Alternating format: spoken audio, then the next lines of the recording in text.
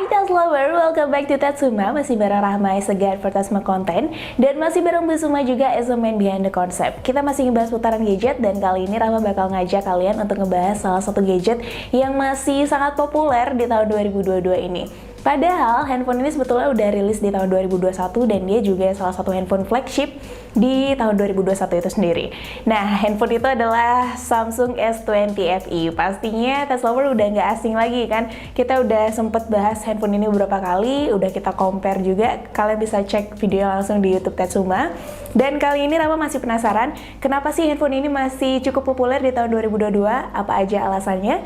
Langsung tonton video ini sampai akhir biar kalian tahu jawabannya ya. Dan jangan lupa subscribe YouTube channel Tatsuma. Cus, kita bahas. Alasan pertama pastinya karena harganya itu sudah kompetitif sekali.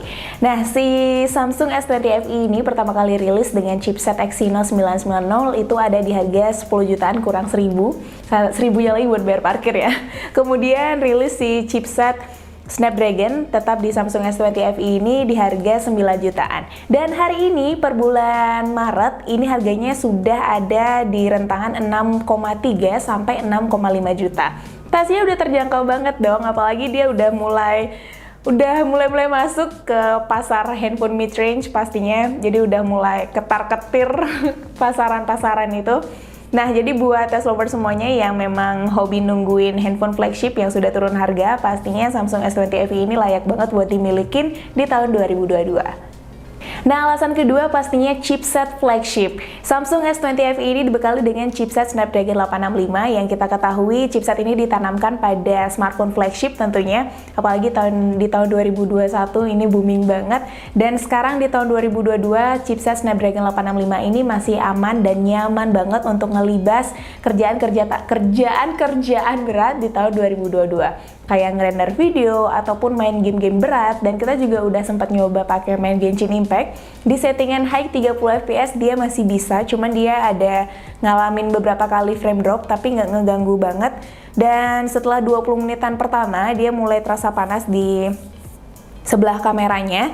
Dan lebih nyaman lagi sebetulnya kita kalau main Genshin Impact di settingan defaultnya yaitu medium 30 fps. Tapi sejauh ini dari game ringan sampai game berat ataupun kerjaan berat lainnya, si Samsung S20 FE ini bisa banget untuk dipakai di tahun 2022.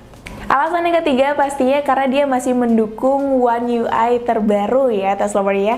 Untuk si Samsung S20 FE ini sendiri pas pertama rilis dia dibekali dengan One UI 2.5 dengan basis Android 10 dan saat ini di tahun 2022 dia sudah dibekali dengan One UI 4 dengan basis Android 12. Jadi masih mendapatkan updatean sampai tahun ini dibandingkan kakaknya si Samsung S20 reguler. Malah si Samsung S20 FE ini yang lebih update, ketika ada pembaruan dia lebih duluan dapatnya daripada si Samsung S20 reguler itu sendiri. Dan dari pihak Samsung juga menjanjikan seri S itu akan mendapatkan mayor update 3 tahun dan security update selama 4 tahun. Jadi masih aman banget untuk dipakai tahun-tahun berikutnya.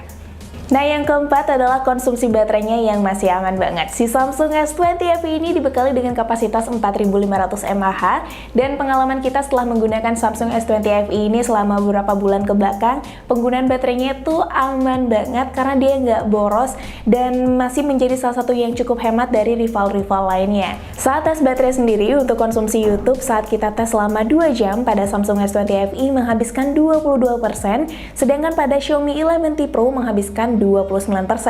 Saat bermain Genshin Impact, settingan medium 30 fps kurang lebih 30 menit, Samsung S20 FE menghabiskan 8% dan Xiaomi 11T Pro 10%. Sedangkan pada Mobile Legends settingan High Graphic Ultra di 30 menitan, Samsung S20 FE menghabiskan 9% dan 11T Pro itu sendiri 12%.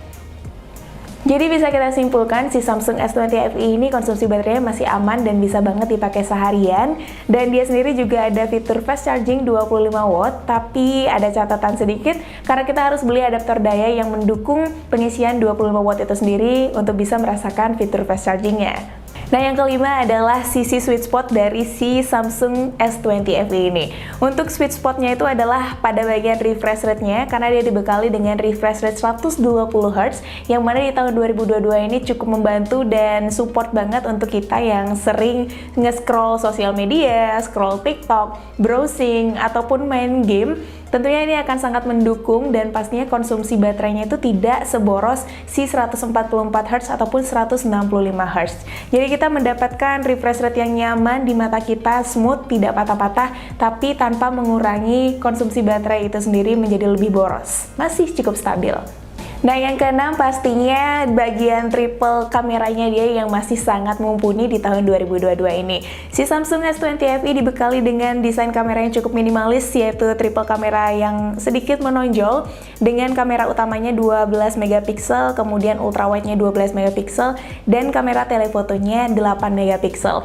Hasilnya cukup kontras dan masih natural, dan pastinya masih bikin kita cukup pede untuk ngunggah ke Instagram ataupun Instastory, dan dia sendiri juga tidak terlalu banyak mengalami processing AI sehingga warnanya itu masih aman dan tidak terlalu naik saturasinya. Jadi masih bisa banget lah untuk kita update-update di sosial media.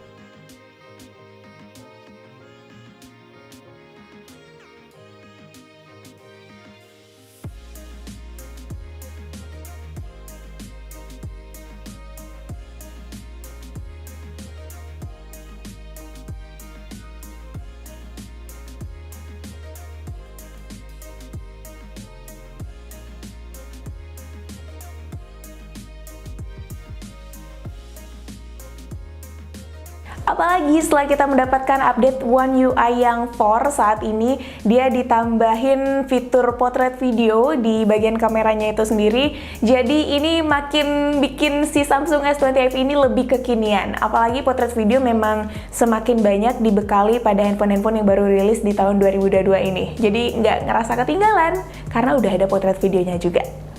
Perekaman Ultra HD 60 fps pada Samsung S20 FE.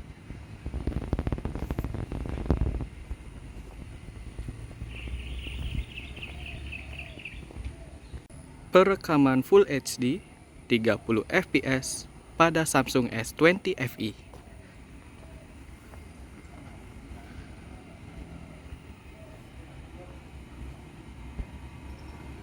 Halo Tech Lovers, ini adalah potret video pada Samsung S20 FE. Bagaimana menurut kalian? Dynamic range-nya dan tingkat blur-nya. Drop tanggapan kalian di kolom komentar ya. Nah, dengan beberapa alasan yang sudah Rahma sampaikan tadi, pastinya Samsung S20 FE ini masih nyaman banget dan aman untuk dibungkus, apalagi buat test lover yang mau ngerasain gimana experience make flagship di harga yang cukup miring di tahun 2022 ini. Masih bisa dibungkus dan pastinya masih aman kita pakai untuk tahun-tahun ke depan karena masih ada update, mayor update 3 tahun dan pastinya security update-nya yang masih 4 tahun dan masih kita rasakan update-nya di tahun ini dengan One UI 4 dan Android basis 12. So, buat kalian yang tertarik untuk ngebungkus si Samsung S20 FE ini bisa banget melalui link pembelian di description box kita, udah kita cantumin, dan don't forget to turn on notification, don't forget to subscribe juga. Terima kasih sudah menonton video sampai akhir, bye dan see you next time!